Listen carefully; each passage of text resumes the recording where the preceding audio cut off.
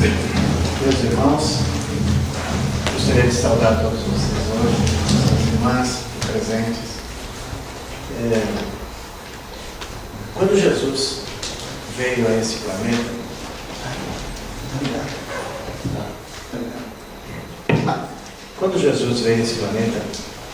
há 2000 anos atrás, ele encontrou um ser maravilhoso que veio preparar o caminho, São João Batista. Jesus disse que São João Batista, dos filhos nascidos de mulher, São João Batista seria o maior. São João Batista disse que ele não era digno nem de amarrar as sandálias de Jesus. Mas Jesus, na sua humildade, quando João Batista batizava as pessoas dentro do rio, submergindo a cabeça, Jesus não veio com arrogância, com prepotência, que aquilo não era válido. E essa lição nós temos que aprender e a respeitar todas as religiões. Então, quando Jesus se submeteu àquele batismo de João Batista, ele deu um exemplo de humildade. Entre os seguidores de João Batista, tinha João, que foi o apóstolo preferido de Jesus. Jesus tinha uma afinidade muito grande com João. Tanto é assim que ele incumbiu João que cuidasse de Nossa Senhora, a mãe de Jesus. E João cumpriu. Quando João Batista disse que aquele sim era o Messias, Jesus, João, naquele mesmo momento, João, o evangelista, naquele momento passou a seguir Jesus. Foi um dos primeiros apóstolos de Jesus. Por que eu estou falando isso? Porque ontem é uma data comemorativa a São Francisco de Assis. Então, quando João foi mandado para Roma, já velhinho, eles mandaram ele para uma ilha, a ilha de Patmos. E nesta ilha, ele ficava caminhando, porque ele era uma pessoa assim, se ele tinha um filho doente, ele ia lá, falava para ele, ele fazia uma oração, a criança melhorava. Se tinha algum problema, ia lá, conversava com ele, dava um conselho, estava certo. Então os guardas romanos tinham muito carinho e respeito por ele, porque ele era uma pessoa do bem. Aí vem uma outra lição para nós. Quando nós somos do bem, nenhum mal nos atinge. Ninguém pode fazer mal para nós quando nós somos do bem. Quando a gente faz o bem, quando a gente pensa o bem. E naquela bondade de João, ele ia lá e sentava na beira do mar e ficava ali, os peixes vinham ali perto dele. Isso quer dizer que quando a gente tem bons pensamentos, nós atraímos pessoas boas ao nosso redor. Até mesmo as árvores, os animais nos respeitam. E nós temos a companhia e até mesmo João chegava a conversar com os animais. O respeito que ele tinha com o animal é um exemplo do respeito que nós temos que ter para os nossos irmãos. E numa determinada oportunidade veio uma ordem de Roma que terminasse com João, mas que não deixasse vestígio. Não podia ter um túmulo, não podia ter nada que ele fosse reverenciado. Como nós temos na Espanha os restos mortais de Santiago, apóstolo. E os romanos não queriam que ficasse nenhum vestígio. E o que eles fizeram? Eles pegaram um tacho e botaram lenha embaixo, botaram esse tacho suspenso, botaram o velhinho João lá dentro do tacho, cheio de azeite, e botaram a tampa e tocaram fogo. Deixaram uma semana queimando. Bom, agora está resolvido. Aí foram abrir a tampa e João pulou de dentro desse tacho. Assim, quando a gente precisa, a gente acredita, as coisas acontecem. E aí eles gostavam tanto de João que daquilo que tinha sido demonstrado, da fé e da crença de Jesus, eles deixaram que ele voltasse à roupa dos romanos e se perdesse entre a multidão. E ninguém sabe qual o fim que teve João, o apóstolo João. Mas, João, logicamente, o nosso corpo é uma máquina, ele tem um prazo de validade. João é humano, né? Ele deixou o corpo dele em algum lugar. No plano espiritual, Jesus pediu que João viesse. Aí, a igreja passou a ser, a igreja é o lugar onde a igreja é a congregação. Então, assim, o Império Romano estava numa decadência, mas a religião, né, através do Papa, Leão III, estava num crescente. O que o imperador fez? Espera aí, vamos transformar a religião, vamos ter uma religião oficial, vamos ter uma religião oficial do Estado. E aí, o cristianismo, o ensinamento de Jesus, né, aquelas pessoas que eram seguidoras de Jesus, de perseguidos, passaram a ser perseguidores. Isso quem relata é Emmanuel no livro Mário e Esther. Então, aqueles seguidores de Jesus, que faziam parte do movimento cristão, seguidores de Jesus, eram perseguidos porque pensavam diferente, porque eram humanos, porque pensavam a Deus acima de qualquer coisa. Aí eles sempre foram perseguidos. Isso durou em torno de 300 anos. E a partir disso, com o imperador Constantino se unindo ao Papa Leão III, passou então a religião cristã a ser a religião oficial do Estado, a religião católica, no caso. E aí passou a perseguir. Aí nós tivemos o movimento das cruzadas, tivemos todos aqueles... Foi assim um longo tempo em que aqueles que não acreditavam naquilo que estava sendo dito, eles simplesmente eram eliminados. Nesse tempo a religião foi distorcida. Aquela pureza dos ensinamentos de Jesus, eles foram adaptados aos interesses do Estado, do Império Romano. Jesus, então, convoca o apóstolo João, o Espírito, para que ele reencarne em João, reencarna como São Francisco de Assis. É o poderoso de Deus, para transformar e dar um novo direcionamento à igreja que tomou um rumo diverso daquele que ela pretendia.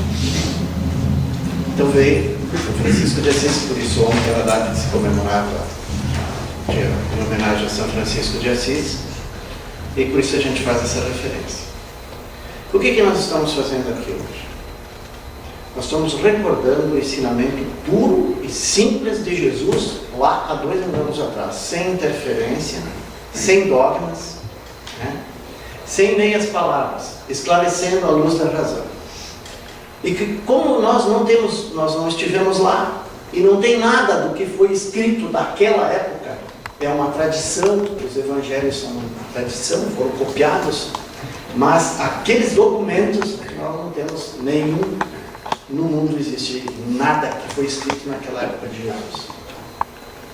E nós temos, graças à bondade de Deus, os bons espíritos, os espíritos de luz que vêm, e através das pessoas que podem fazer essa comunicação com os espíritos, é que nós temos os esclarecimentos dos ensinamentos de Jesus daquela época. Então esse trabalhinho de hoje, esse estudo que nós vamos fazer aqui, de O Jovem Rico, né, a princípio parece assim uma coisa tão insignificante, uma passagem tão curta que quando a gente lê sobre o que significa essa passagem, a gente não dá a devida importância do que esse ensinamento nos traz. É muito profundo esse ensinamento. Eu não realmente, quando comecei a estudar para apresentar esse trabalho para os irmãos, eu não imaginei que fosse realmente tão complexo esse ensinamento, tão importante esse ensinamento. Então Jesus estava chegando em Jerusalém, estava escurecendo, estava no cair da noite, né, e Jesus estava conversando com as pessoas que se reuniram em torno dele. E aí Jesus disse o seguinte: ninguém pode servir a dois senhores, porque ou odiará a um e amará ao outro, ou se prenderá a um e desprezará o outro. Não podeis servir simultaneamente a Deus e a Mamon. Então, assim, nessa parte do Jovem Rico, nós tivemos três evangelistas, né? Então nós tivemos Mateus, que era o cobrador de impostos, foi um dos primeiros apóstolos de Jesus.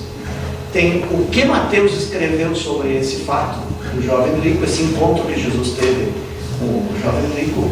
Nós temos o do Marcos.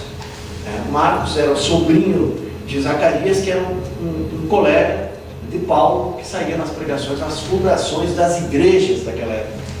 As igrejas daquela época eram o que nós temos aqui, o Centro Espírita aqui, o Centro Espírita lá no São Francisco, o Centro Espírita lá na Cida de Barros, no Embento. Então assim, eram famílias que se reuniam para estudar o Evangelho. É exatamente o que não tem padre, não tem ninguém que ganha, não tem um profissional, uma pessoa que vive desse trabalho, desse grupo espírita, né? Então, essas igrejas que Paulo de Tarso fundou, que foi em torno de 150 igrejas. Então assim, e o Lucas? O Lucas era um médico grego que fazia viagens, né? E aí, como ele conheceu Paulo, ele gostou muito dos ensinamentos de Jesus e ele passou a acompanhar Paulo de Tarso nas suas pregações. Então nós temos quem faz esse registro do jovem rico são esses três evangelistas: Mateus, Lucas e Marcos. Na verdade, desses aí, apóstolos era só Mateus, porque o Marcos não era apóstolo de Jesus, ele veio depois de Jesus, depois até da morte de Jesus, e o Lucas também foi, então eles são evangelistas, mas não foram apóstolos. Na verdade, um só apóstolo, que era Mateus.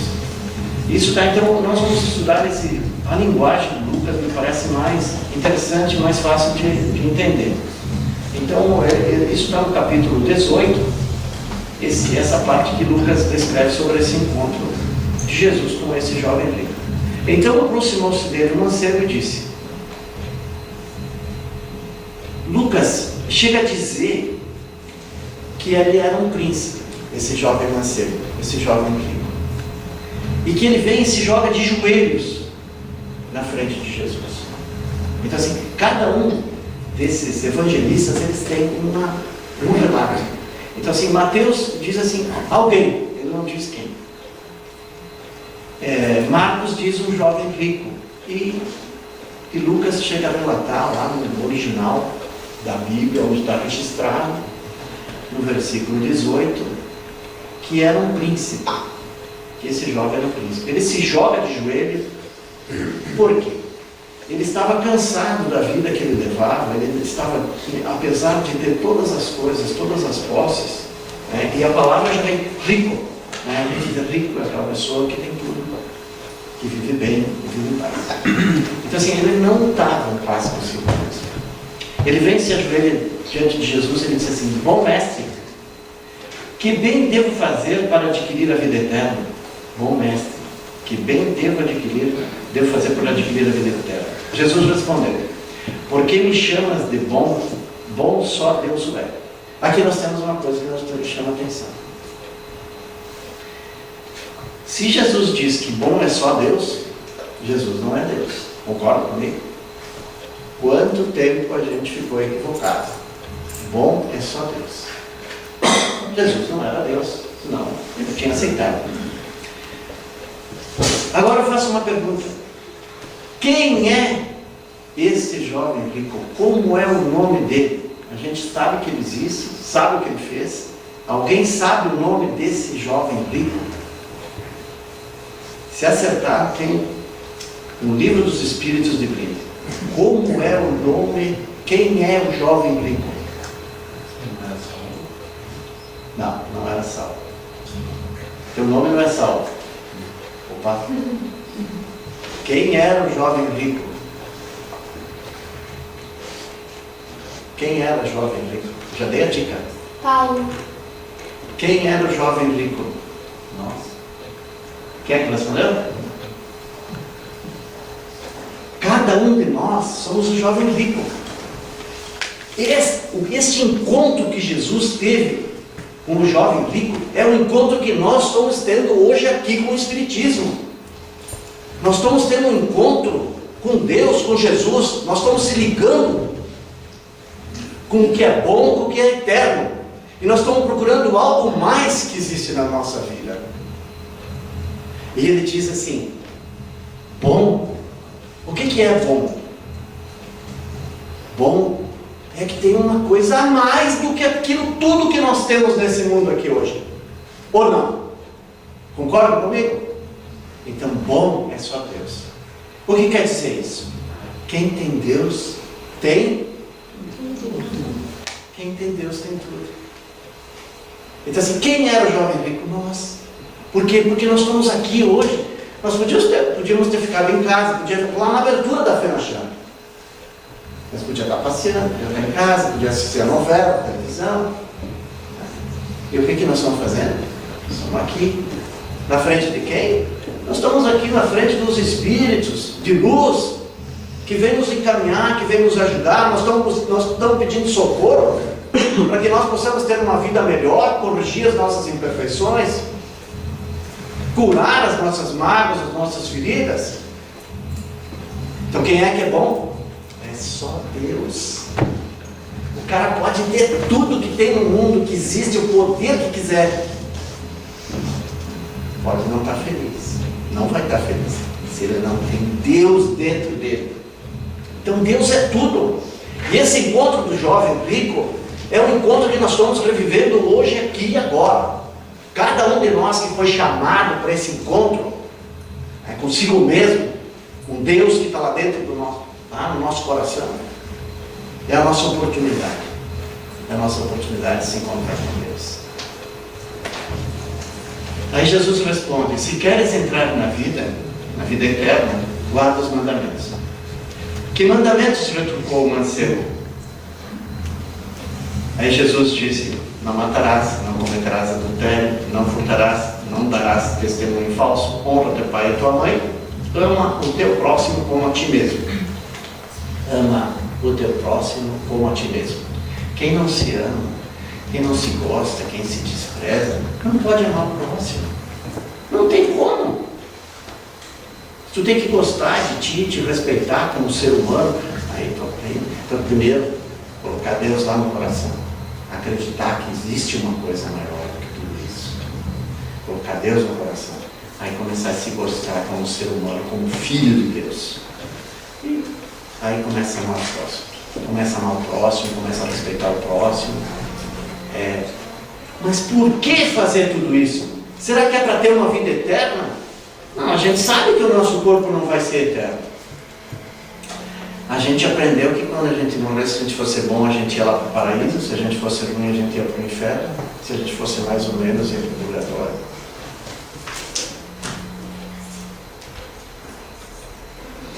Mas não é assim.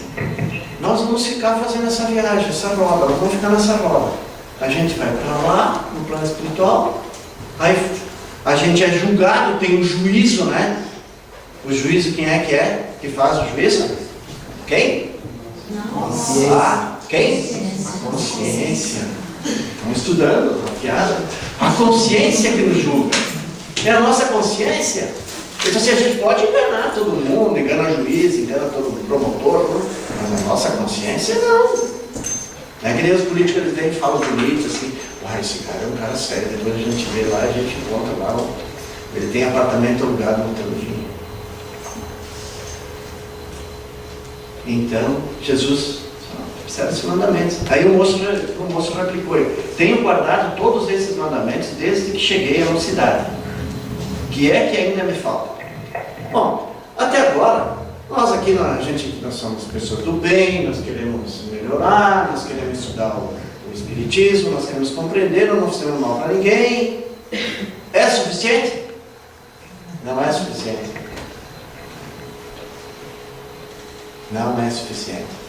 Mas, eu ajudei o próximo, eu ajudei o cara estava precisando, mas eu paguei, dei umas coisas lá para ele, mas roupa para me servir. Não, eu não incomodo ninguém, eu não faço mal para ninguém. E isso está numa pergunta 642 do Livro dos Espíritos. Basta não fazer o mal para agradar a Deus e assegurar uma boa posição numa vida futura? Não. É necessário que se faça todo o bem no limite das suas forças. Porque serás responsável por todo o mal que advier de não ter feito todo o bem que podia. Ou o compromisso. Ou o compromisso. Então assim, se a gente diz assim, mas eu não preciso ter pressa. Eu vou levando assim, eu vou reencarnar, vou ficar aqui. Só que tem o seguinte, tem um detalhe. Está um processo de mudança. O nosso planeta está fervendo. O nosso planeta está fervendo. Quem quiser reencarnar, não vai mais reencarnar na Terra. Não vai mais vir para cá. Como os nossos irmãos capelinos que vieram para cá e deixaram o planeta deles seguir, se nós não se esforçarmos, nós não tivermos força de vontade suficiente para fazer a mudança, a transformação que nós necessitamos, nós vamos reencarnar, mas não na Terra, num outro planeta.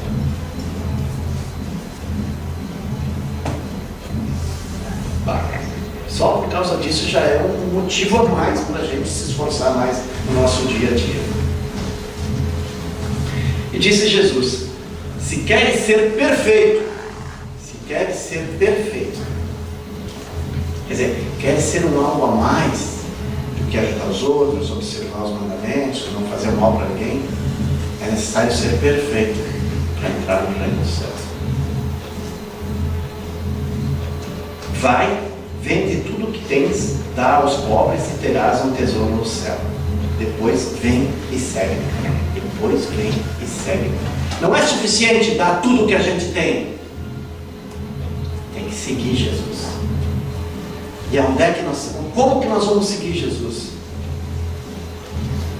É lendo lá o que está escrito, que é o nosso caminho.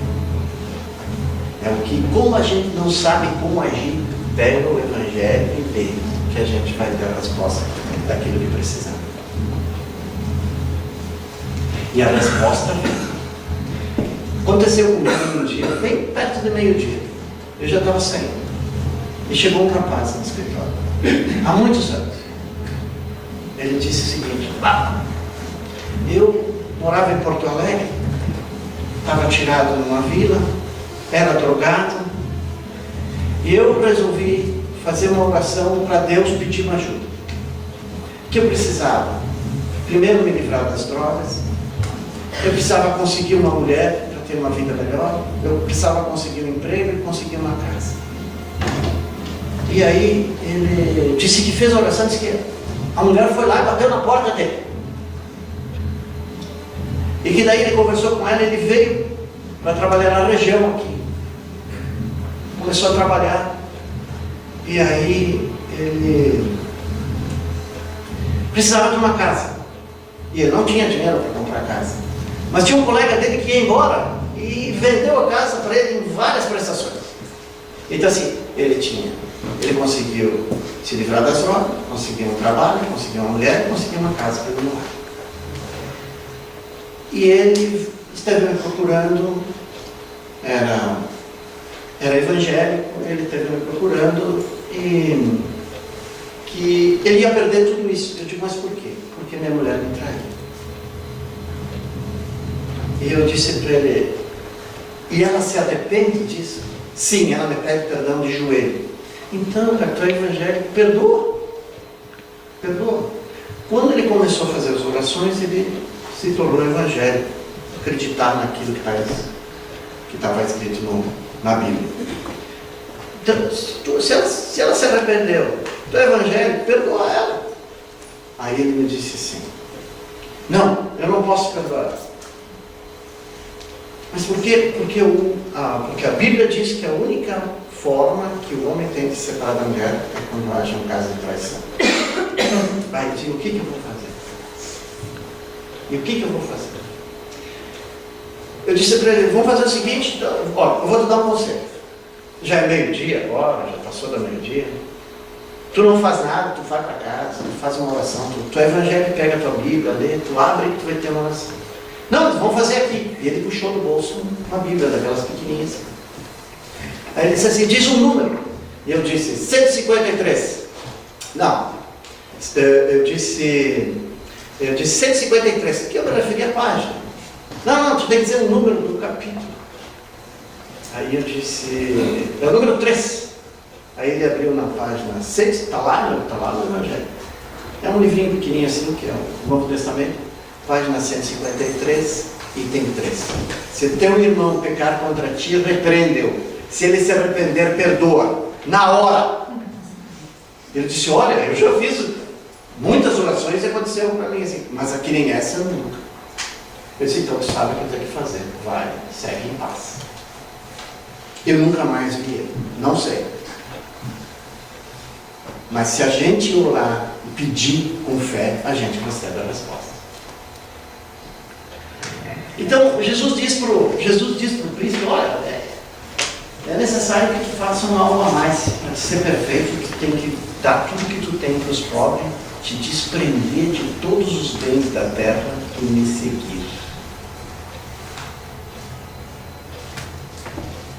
Ouvindo essas palavras, o moço se foi tristonho, porque possuía grandes haveres. Jesus disse então a seus discípulos, digo-vos em verdade que bem difícil é que um rico entre no reino dos céus.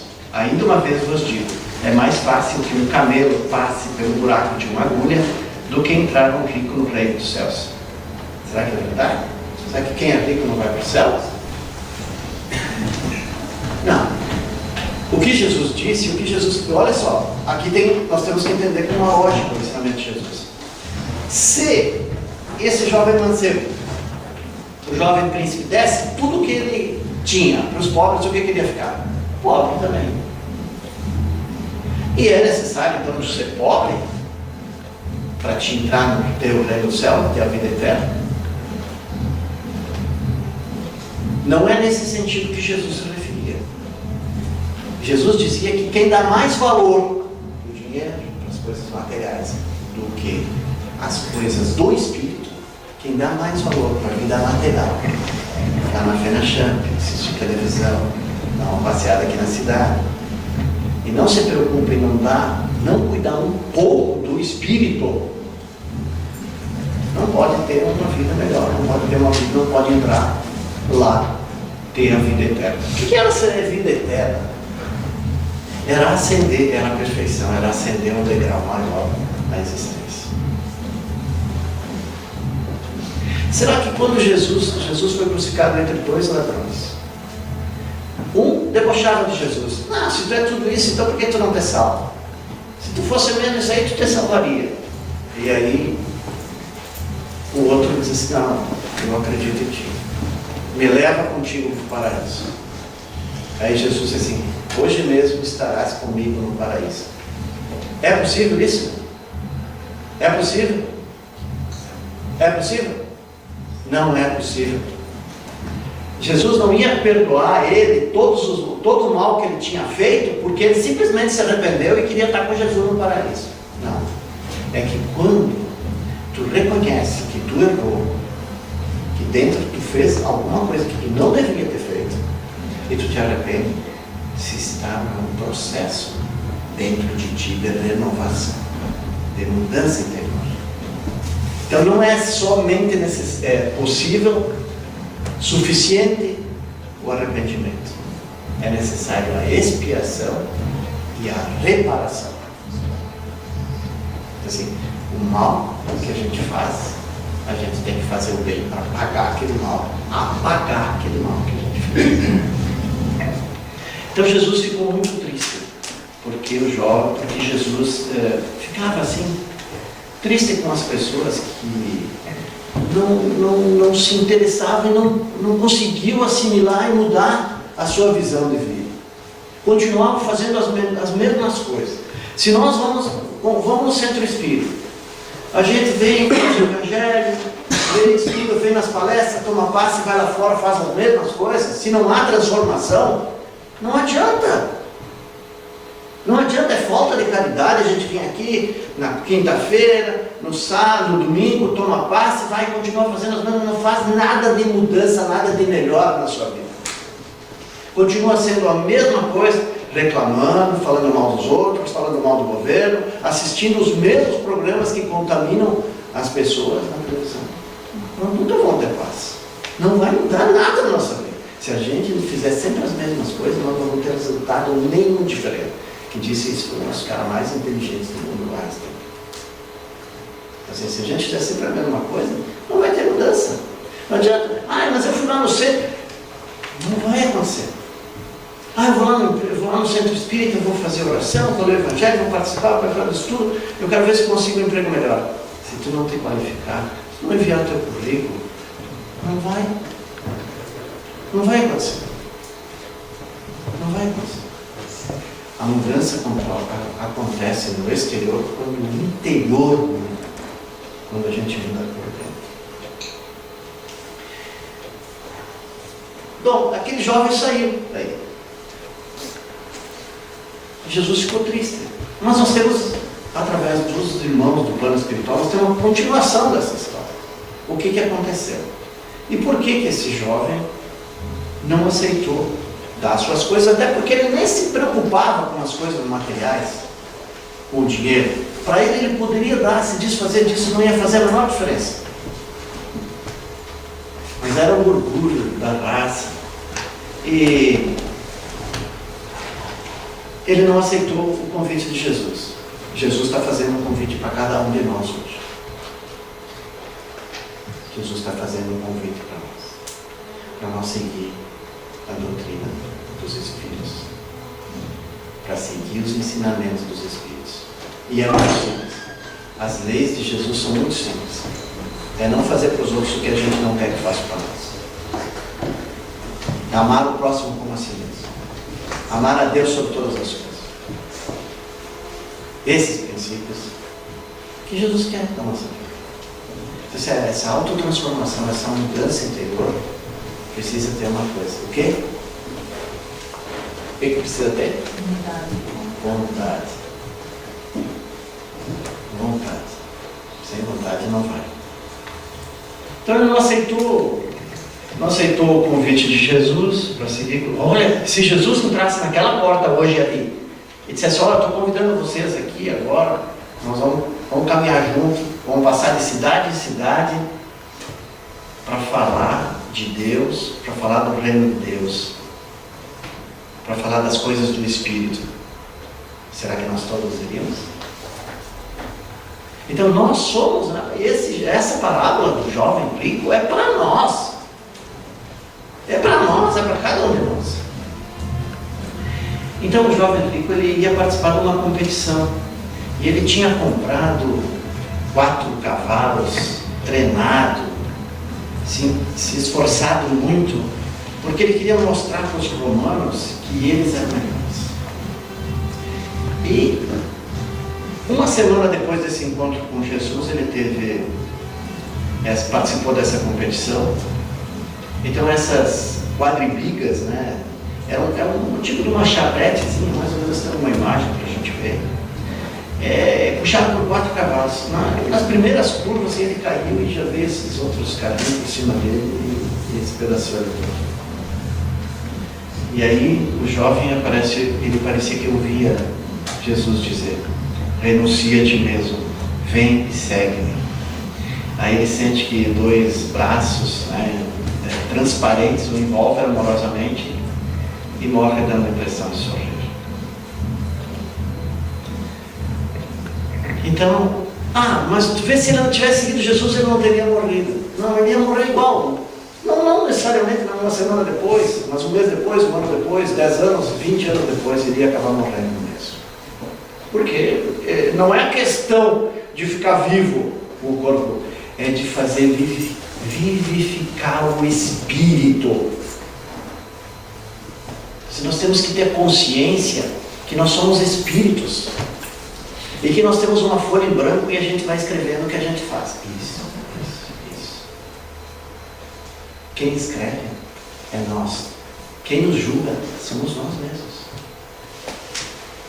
Não é ninguém. Nós não vamos chegar perto de Deus, vai ter uma equipe lá de espíritos superiores que ele vai nos julgar. Ninguém. Não vai ter ninguém. Só vamos dizer, bom, agora tu vai ver o que tu fez. Numa fração de segundos a gente vai ver toda a nossa vida. E ele vai aqui, tudo aqui. Não podia ter feito. Então assim, nós estamos sendo chamados a atenção agora para o que a gente quer colher no dia que a gente vai fazer o nosso julgamento. E esse julgamento quem faz somos nós mesmos.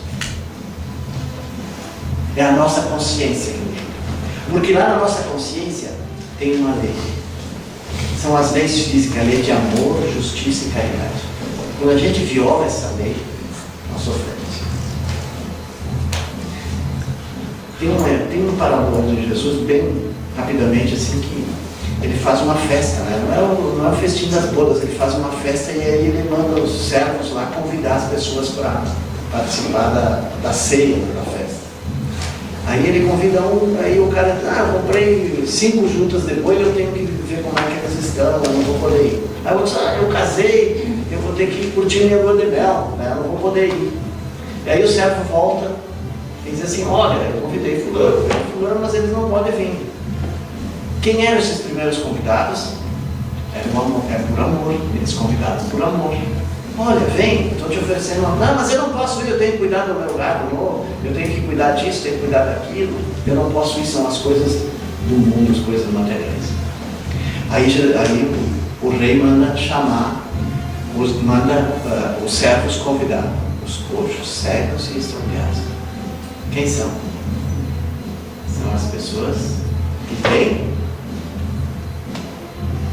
aquela mãezinha lá, como é que é o nome dela? 3 letras, começa com D, O no meio e no fim, dor. Dor? Cegos, coxos, convida eles para participar.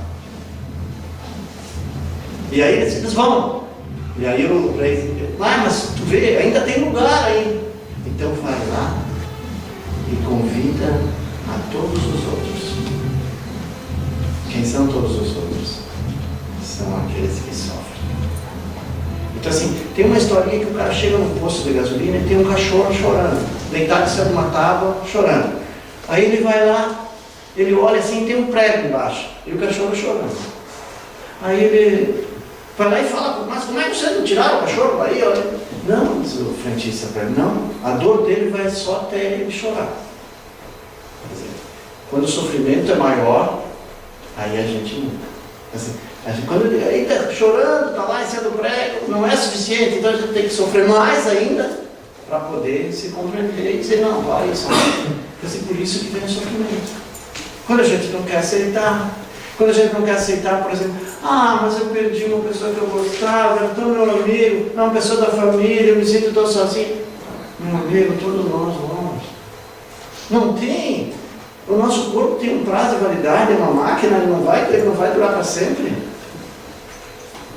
Então, assim, nós temos um caminho, são situações que acontecem na vida que vai passando, e isso nós temos que tirar lições disso. Então, assim, quando Jesus disse ali, é mais fácil um camelo passar pelo buraco de uma agulha, ele se referiu àquelas pessoas que só pensam em ter coisas materiais. Que as pessoas chegam ao cúmulo, né? Não importa nem se elas vão para a cadeia ou não, né? Mas elas querem aquele dinheiro, aquelas barras de ouro, né? Então assim, tem irmãozinhos lá no plano espiritual contam que quando vão fazer incursões para trazer espíritos assim muito apegados às coisas materiais, eles estão lá todos cheios de lama, vivem na lama com os pés e eles acham que aquilo é ouro, né? Para eles ajudam, não, é o meu ouro, eu vou pegar. E é lama. Então assim, não é que a gente tem que se não é que tu não tem que respeitar o dinheiro ou respeitar as pessoas que têm posse. Se não tem o dinheiro, se não tem o capitalismo, não tem as empresas, não tem emprego. É uma questão de lógica isso, né? Então tem um professor, todos eles eram socialistas. Ele disse, tá, tudo bem, então eu vou fazer o seguinte, eu vou fazer uma prova e vou dividir a nota. Vocês são socialistas, cada um se ajuda, cada um ajuda o outro. Aí foi lá, a primeira prova foi mais ou menos, dividiu, então quem tirou 9, disse, mas para que eu vou estudar tanto assim, né? Vai dividir. Aí dividiu, a segunda nota foi uma média 5. E na terceira prova foi tudo abaixo de 5. Então assim, se não tem um incentivo, se as pessoas. Então, se justamente Deus colocou a possibilidade financeira para algumas pessoas, e a prova mais difícil é aquela quando a gente nasce na riqueza, né? Porque a gente tem muitas oportunidades e é muito tentado com isso, né? Então assim, aquela prova da riqueza é a mais difícil que tem. Então assim, a prova da humildade, né, da pobreza, ela ela também pode ser ruim se a pessoa só se revolta contra Deus. Então assim, nós somos seres que nós somos seres ilimitados. E se a gente não chegou num lugar maior é porque a gente não se esforçou como deveria.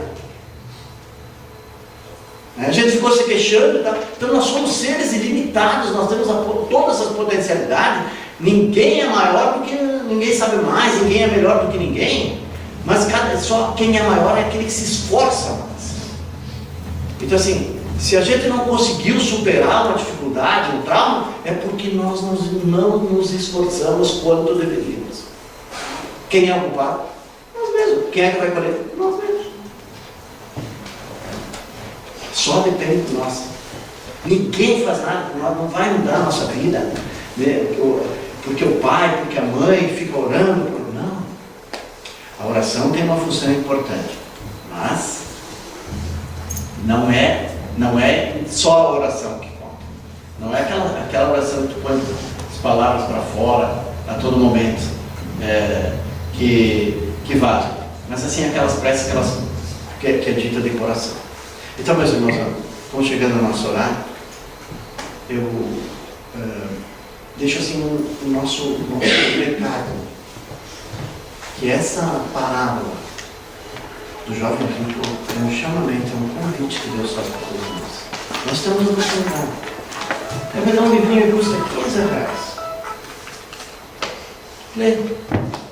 Se aperfeiçoar, procurar agir melhor, um pouquinho de cada vez mais um passo para frente. É possível. Nós temos tantas potencialidades assim dentro de nós que a gente não faz ideia. Não faz ideia.